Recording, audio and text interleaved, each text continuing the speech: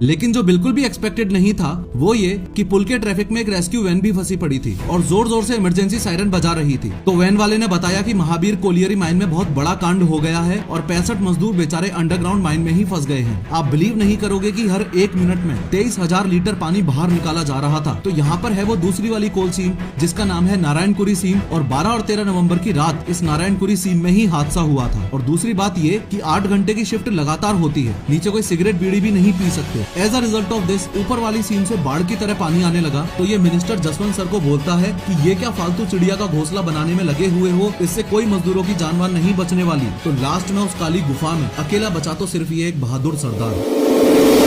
जसवंत सिंह गिल को सिर्फ इतना पता चला था कि इस कोयले की अंडरग्राउंड माइन में पानी भर गया है और 65 मजदूर अंदर ही फंसे रह गए हैं। खैर ऐसे केस में सबसे पहला सॉल्यूशन जो किसी के भी दिमाग में आएगा वो ये कि पहले तो माइन में से पानी बाहर निकाल लो, उसके बाद मजदूरों को बाहर निकाल लेना। तो ऐसा करने के लिए दोनों शाफ्ट में ज्यादा से ज्यादा सबमर्सिबल पंप्स लगाए गए और शाम तक धड़ाधड़ पानी बाहर खींचा गया। आप बिलीव नहीं करोगे कि हर एक मिनट में 23,000 लीटर पानी बाहर निकाला जा रहा था। और उस दिन यानी 13 नवंबर को जब शाम को कैलकुलेशन की गई तो ये पता चला कि जितना पानी माइन में भर गया है उसे निकालने में 1.5 से 2 महीने लग जाएंगे। अपने इंडिया के मैप में ये जो स्टेट है वेस्ट बंगाल, इस वेस्ट बंगाल के ऊपरी हिस्से में एक सिटी है जिसका नाम है आसनसोल। आसनसोल नामक इस शहर के पास रानीगंज नाम का एक रीजन है और उसमें ही ये एक कोयले की खदान थी जिसका नाम था महावीर कोलियरी। ये जो 65 मजदूर वाला एक्सीडेंट हुआ था ये इस महावीर कोलियरी माइन में ही हुआ था। और अब ध्यान से 3D में इस माइन के स्ट्रक्चर को समझो। ये माइन एक कोयले की माइन है। ऐसे ही चाहे लोहा हो, तांबा हो, सोना हो या कोयला हो, हमें सब कुछ इस धरती से ही मिलता है। तो जनरली जो कोयले की माइंस होती हैं वो कुछ ऐसी दिखती हैं। ध्यान से समझो, ये आप हो और आपके नीचे ऑब्वियसली ग्राउंड यानी रेत, मिट्टी, पत्थर का ये स्ट्रक्चर है। फिर ग्राउंड के थोड़ा और नीचे एक ऐसी लेयर होगी जिसमें कोयला पाया जाता है। कोल की इस पूरी एक लेयर को सीम बोलते हैं। ये सीम वर्ड बहुत इंपॉर्टेंट है, आगे काम आएगा, ध्यान रखना। फिर उसके बाद और नीचे जाने पर दोबारा ग्राउंड शुरू हो जाएगा और फिर से एक कोल सीम मिल जाएगी। अब ऐसे ही ये कोल सीम्स कितनी होंगी ये लोकेशन टू लोकेशन डिपेंड करता है। हो सकता है किसी एक कोल माइन में सिर्फ एक ही सीम हो और किसी दूसरी कोल माइन में ऐसी 10 सीम्स हो। सब माइन की लोकेशन और नेचर पर डिपेंड करता है। खैर जैसे अब आप यहाँ ग्राउंड पर खड़े हो और कोल सीम यहाँ नीचे है तो किसी भी कोल माइन में से ये कोयला निकालने के लिए ऐसे वर्टिकल शाफ्ट बना दिए जाते हैं और इनमें एलिवेटर्स लगा दी जाती है। इस वर्टिकल शाफ्ट से होते हुए ही मजदूर नीचे जाते हैं, सीम्स के अंदर ब्लास्ट करते जाते हैं, कोयला निकालते जाते हैं, फिर ब्लास्ट करते हैं, फिर कोयला निकाल लेते हैं और आगे बढ़ते जाते हैं। अब जरूरी नहीं है कि ये सीम्स हमेशा स्ट्रेट ही हो, कुछ इस तरीके से टिल्टेड भी हो सकती हैं। और ये टिल्टेड सीम्स वाला केस ही उस महावीर कोलियरी माइन में था जिसमें 65 मजदूरों वाला एक्सीडेंट हुआ। अगर इस महावीर कोलियरी माइन के स्ट्रक्चर को आप 3D एनिमेशन की मदद से समझोगे तो ये कुछ ऐसी दिखती थी। यानी ये तो वो ग्राउंड सरफेस है जिसपे जसवंत सिंह गिल अभी खड़े हुए हैं और उनके नीचे ग्राउंड के बाद ये जो पहली कोयले की सीम आप देख रहे हो इसका नाम है निंगा सीम।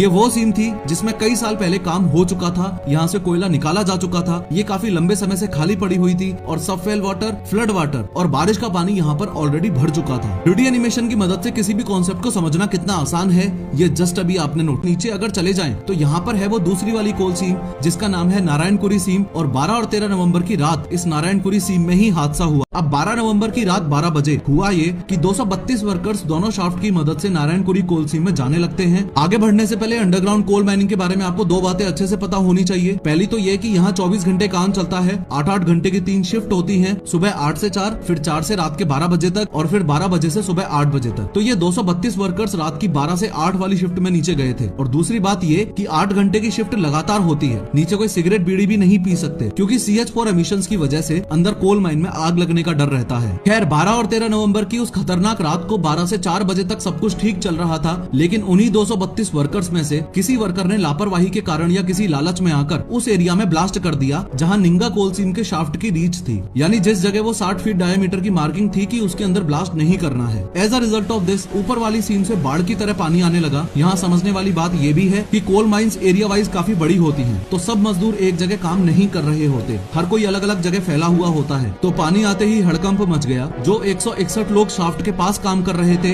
वो तो शाफ्ट की मदद से ऊपर जमीन पर आ गए और बच गए। जो 71 लोग नीचे रह गए उसमें से 6 उस बाढ़ की चपेट में आ गए और जान गंवा बैठे। अब बचे हुए जो 65 लोग थे वो इस नारायणपुरी कोल सीम के अदर एंड पर थे, यानी शाफ्ट के अपोजिट वाले कोने पर थे। तो फाइनली 13 नवंबर को सुबह 8:30 बजे जब जसवंत सिंह गिल महावीर महावीर कोलियरी माइन पर पहुंचे तो स्थिति ये थी कि दोनों शाफ्ट में तो ऑलरेडी 12 मीटर पानी भर चुका था, नारायणपुरी कोल सीम भी फुल भरी हुई थी और बस एक कोने पर 65 मजदूर बेचारे। 12 और 13 नवंबर की रात जब हादसा हुआ तब इस नारायणपुरी कोल सीम का काम ऑलमोस्ट यहाँ तक पहुँच चुका था। याद है मैंने आपको शाफ्ट के बारे में बताया था, तो नारायणपुरी कोल सीम के जो 2 शाफ्ट थे वो इस जगह पर थे, यानी कोई भी मजदूर अगर नारायणपुरी कोल सीम में जाता तो उसका एंट्री एग्जिट वाला काम इन दोनों शाफ्ट के थ्रू ही होता था। अब जैसे नारायणपुरी कोल सीम के लिए यहाँ 2 शाफ्ट थे, वैसे ही ऊपर वाली निंगा कोल सीम में जब काम चलता था तो उसका भी कोई ना कोई शाफ्ट रहा होगा ना, तो इस निंगा कोल सीम का वर्टिकल शाफ्ट यहाँ था। अब एक हैरान करने वाली बात यह है कि फॉलोइंग व्हाटएवर अननोन रीजंस, निंगा कोल सीम के इस वर्टिकल शाफ्ट की डेप्थ यहाँ तक थी, यानी नारायणपुरी कोल सीम की जो छत है उसके जस्ट ऊपर तक। इसका एक सिंपल सा मीनिंग ये होता है कि निंगा कोल सीम में जो पानी था वो उसके शाफ्ट की वजह से इस पॉइंट तक था, यानी नारायणपुरी कोल सीम की छत से बस थोड़ी ही दूर था। यहाँ इस बात का भी ध्यान रखना कि माइनिंग वालों को पता था कि यहाँ पर पास में ही पानी है, इसलिए उन्होंने नारायणपुरी कोल सीम के अंदर इस शाफ्ट वाले पॉइंट से 60 फीट के डायमीटर में मार्किंग कर रखी थी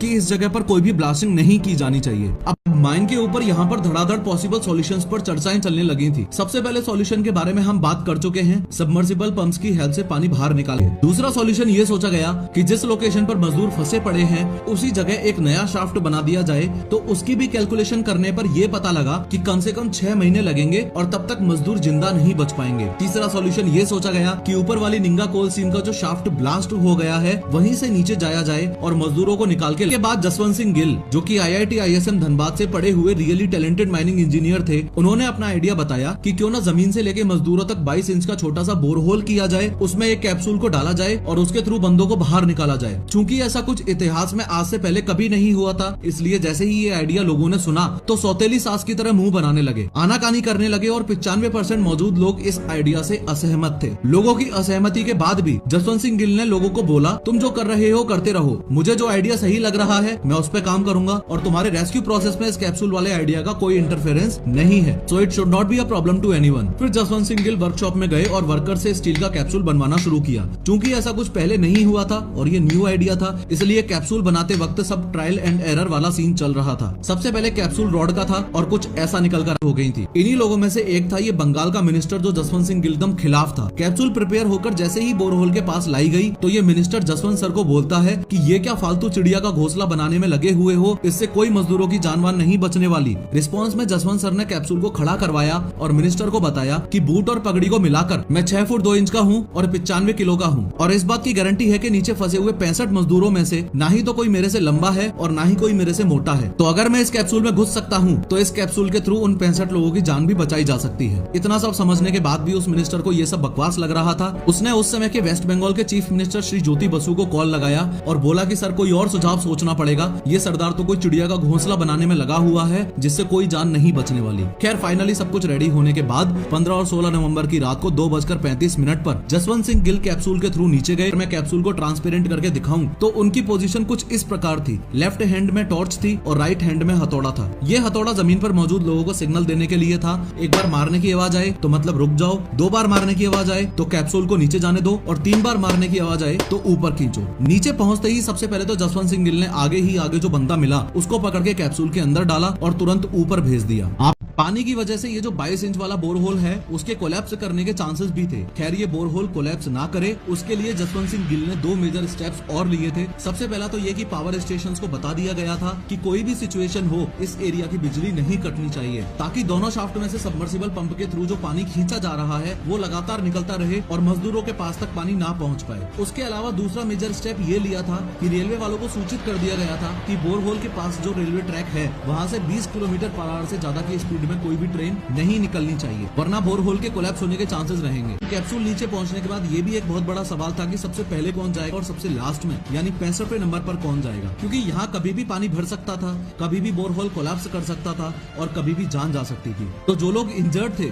जसवंत सिंह गिल ने सबसे पहले उनको बाहर भेजा, उसके बाद जो पोजीशन वाइज सबसे लो रैंक का था उसको बाहर भेजा, उसके बाद सबसे हायर रैंक वाले को सबसे लास्ट में बाहर भेजा। उस समय उनके पास एक मजदूर चल के आया और उसने बताया कि जो 6 लोग पानी की चपेट में आकर मर गए थे उनमें से एक उसका भाई भी था। तो उसने जसवंत सिंह गिल से रिक्वेस्ट की कि मुझे पहले भेजा जाए ताकि एक संतान तो उसके माँ बाप की सुरक्षित लौटे। फॉलोइंग दिस जसवंत सर ने उसको पहले भेजा। उसके बाद जब सारे 65 मजदूर चले गए तो लास्ट में उस काली गुफा में अकेला बचा